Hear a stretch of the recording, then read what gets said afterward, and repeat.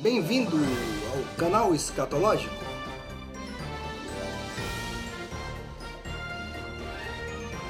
Pela fé, caíram os muros de Jericó, sendo rodeados durante 7 dias. Pela fé, Raabe, a meretriz, não pereceu com os incrédulos, acolhendo em paz os espias. E que mais direi?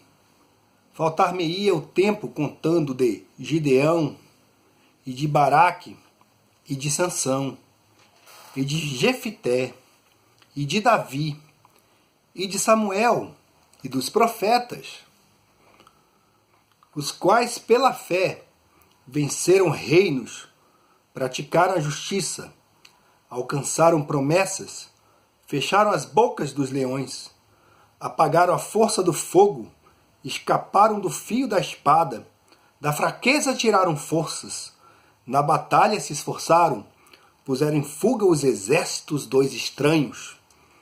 As mulheres receberam pela ressurreição seus mortos. Uns foram torturados, não aceitando o seu livramento para alcançarem uma melhor ressurreição. E outros experimentaram escárnios e açoites e até cadeias e prisões. Foram apedrejados, cerrados, tentados, mortos ao fio da espada. Andaram vestidos de peles de ovelhas e de cabras, desamparados, aflitos e maltratados, dos quais o mundo não era digno, errantes pelos desertos e montes, e pelas covas e cavernas da terra. E todos estes, tendo tido testemunho pela fé, não alcançaram a promessa, provendo Deus alguma coisa melhor a nosso respeito, para que eles, sem nós, não fossem aperfeiçoados. Eu estava no trabalho ontem, e aí eu estava lá vendo um filme no WhatsApp, né? Um viralzinho do WhatsApp. E esse viral mostra um sujeito valentão que recebeu uma lição. Então mostra assim, tem um cara lá no carro, né, e aparece um sujeito, parece que ele não mostra o que aconteceu, um sujeito emparelha com ele e fica dando dedo, e fica xingando, e fica não sei o que, não sei o que. É o outro que tá lá, dá o dedo também para ele. E aí fica aquela confusão, né? É um vídeo em inglês. E aí, de repente, né, mostra claramente que o que estava sendo xingado, ele não queria confusão. O outro emparelha e continua. E o que ele faz? Ele pega uma arma e aponta pro cara assim, aí dá aquela freada. Aí mostra onde é que tá o valentão, né? Onde é que tá o valentão aí agora? Então isso aí mostra que é uma perda de tempo, né? A gente ficar aí brigando no trânsito e tal. Tá ensinando essa lição. Bom, aí eu tava lá no meu trabalho, aí vi uma pessoa chegando, né? Que ele é um cristão, um irmão em Cristo. Bom, pelo menos eu acho que é, né? Aí ele vinha passando, aí eu fui mostrar pra ele, né? Aí o cara foi super grosso comigo. Não quero ver, não sei o que. Foi super grosso comigo.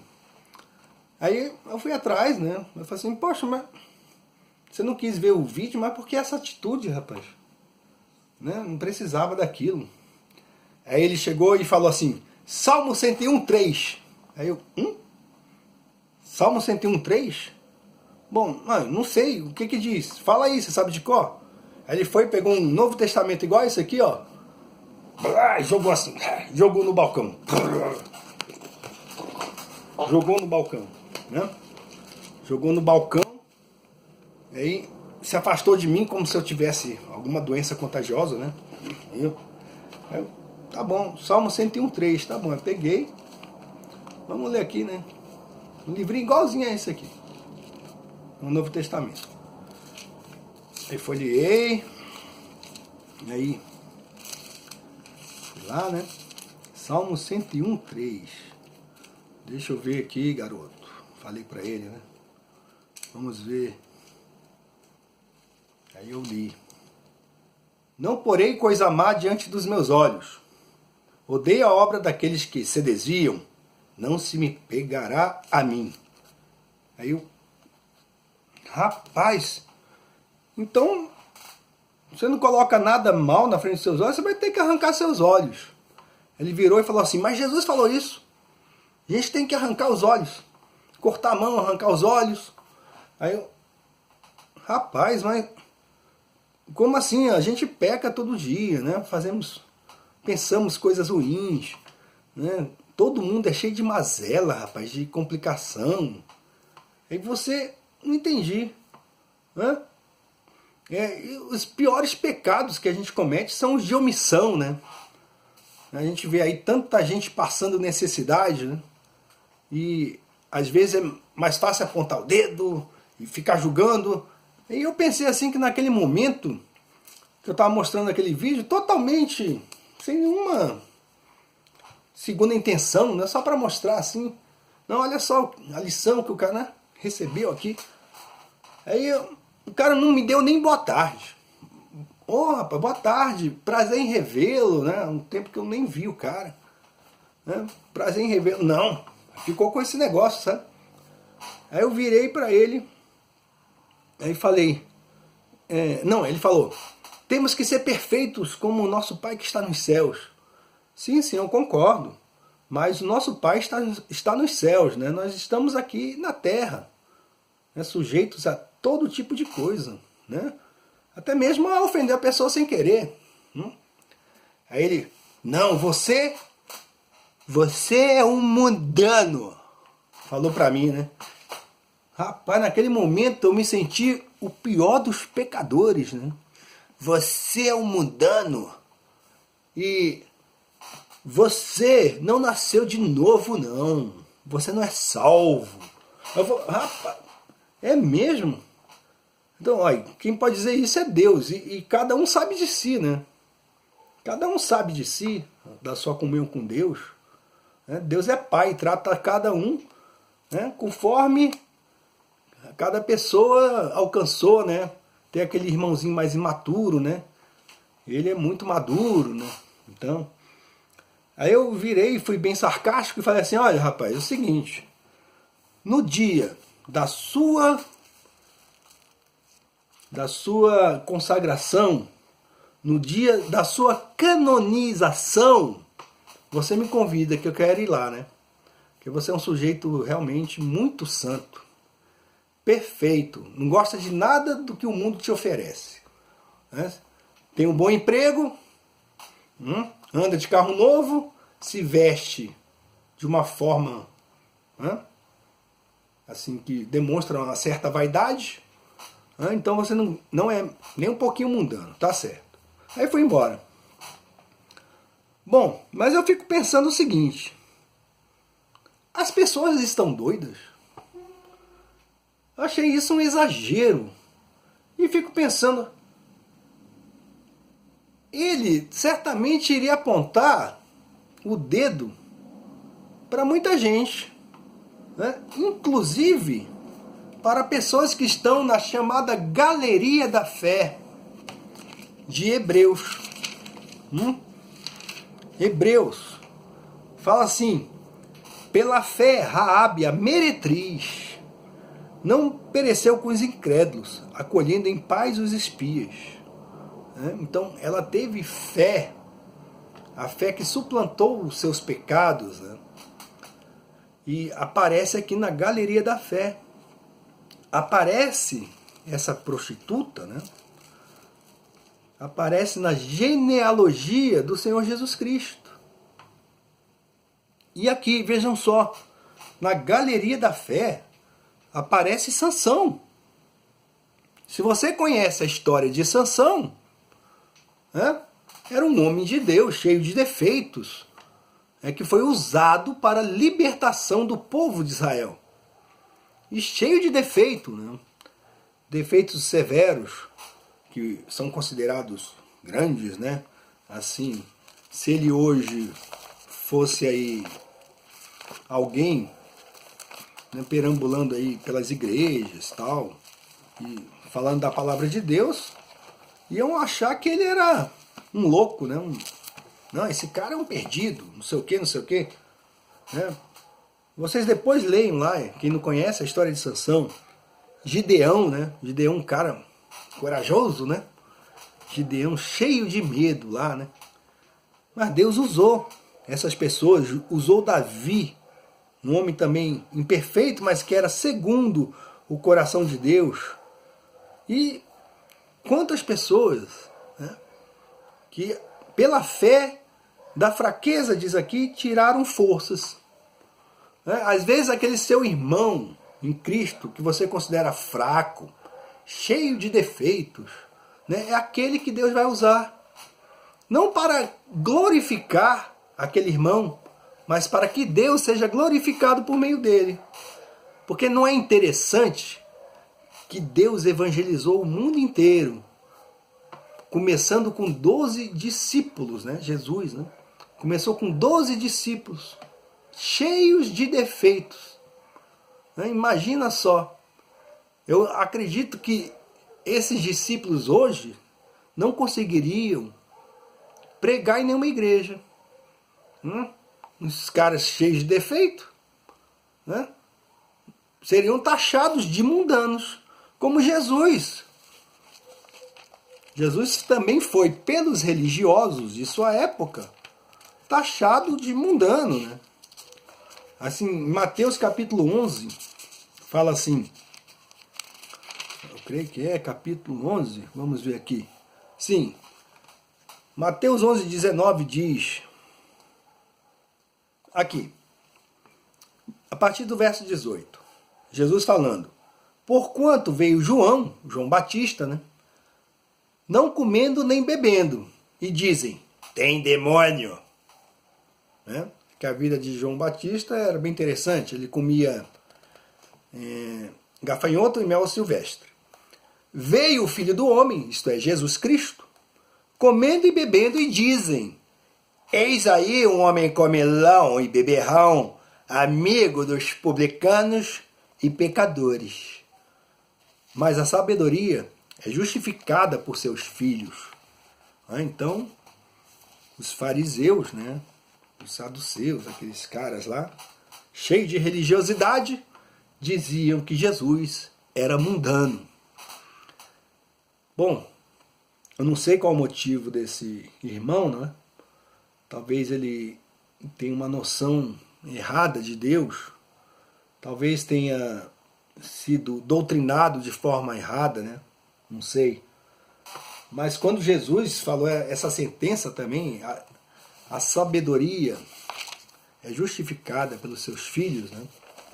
Ele fazia referência justamente às críticas e às acusações levianas que os religiosos, né,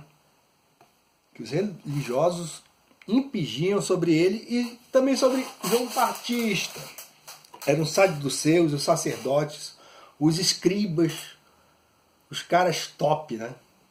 Ó, nós estamos acima de você. Então, meu irmão, Salmo 101, 3, pum, na sua cara. Viu?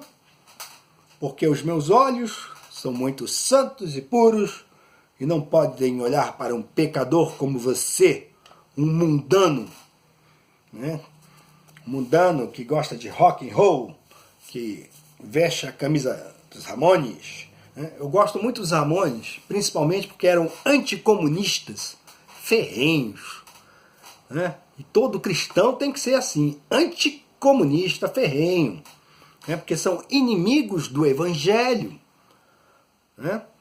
Então tem muita gente aí que se diz cristã, está no meio cristão, até querendo voto, entendeu? E que é uma melancia. Né? Tem gente aí que é verde por fora, vermelho por dentro, né? E colocam a máscara. Né? Tem outros aí que se dizem cristãos e pregam aí para explodir tudo, né? Vamos matar os crentes, né? Vamos queimar a Bíblia, é isso aí, né? Então, Jesus estava dizendo aqui naquele texto que apesar das críticas sofridas, ele estava gerando frutos para Deus, que justificavam a sabedoria, né, que ele possuía, que João possuía. A sabedoria desses homens aqui, ó, todos eles eram bem, né, eles sabiam da própria fraqueza, né? Certamente cada um desses aqui, né, Raabe, Gideão, Baraque, Sansão, Davi, Samuel, eles conheciam a própria fraqueza, conheciam, né, José, né? José também tinha suas fraquezas. Tem aqui também Elias, era homem sujeito às mesmas paixões que nós, e orando pediu que não chovesse, e por 3 anos e 6 meses não choveu sobre a terra.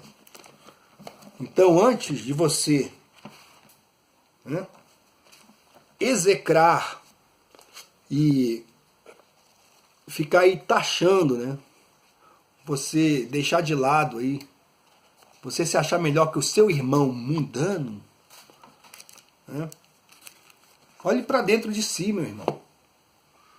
Olhe para dentro de si, né?